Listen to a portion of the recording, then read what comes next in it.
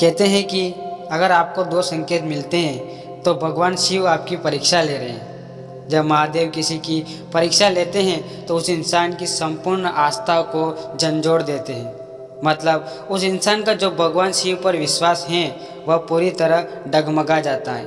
पर इस सब के बाद भी जो भगवान शिव पर अपना अटूट विश्वास रखता है वही इंसान शिव द्वारा ली गई परीक्षा में सफल हो जाता है और उसे जीवन में सब कुछ मिलता है जो उसने कभी सपने में भी नहीं सोचा था।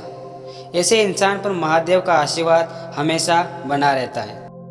पहला संकेत, वो आपकी लाइफ में प्रॉब्लम्स और चैलेंज को बढ़ा देंगे।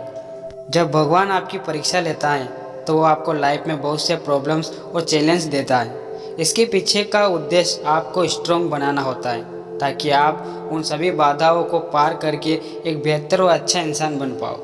इस बात को ज़रा ध्यान से सोचो, अगर आपकी लाइफ में प्रॉब्लम्स और चैलेंज नहीं होंगे तो आप किस प्रकार एक स्ट्रॉन्ग बेहतर अच्छा इंसान बन पाओगे। एक बात हमेशा याद रखना, भगवान भी उसी की मदद करते हैं जो खुद कुछ करने की हिम्मत रखता हो, ना कि हाथ पर हाथ धरे बैठे रहकर बस उम्मीद लगाए कि काश बिना कुछ किए मुझे सब कुछ मिल जाए।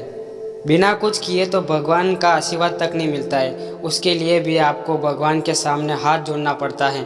अगर आपकी लाइफ में प्रॉब्लम्स और चैलेंज हैं तो बस इतना समझ लेना कि आप में कुछ तो खास बात है जो भगवान आपकी परीक्षा ले रहे हैं। दूसरा संकेत, जिस तरह भगवान आपको प्रॉब्लम्स और चैलेंज देकर आपकी परीक्षा लेते हैं उसी तरह वो कभी भी एकदम से आपका जीवन सुख और सुविधा से भर देते हैं। ये भी उनकी एक परीक्षा ही होती है।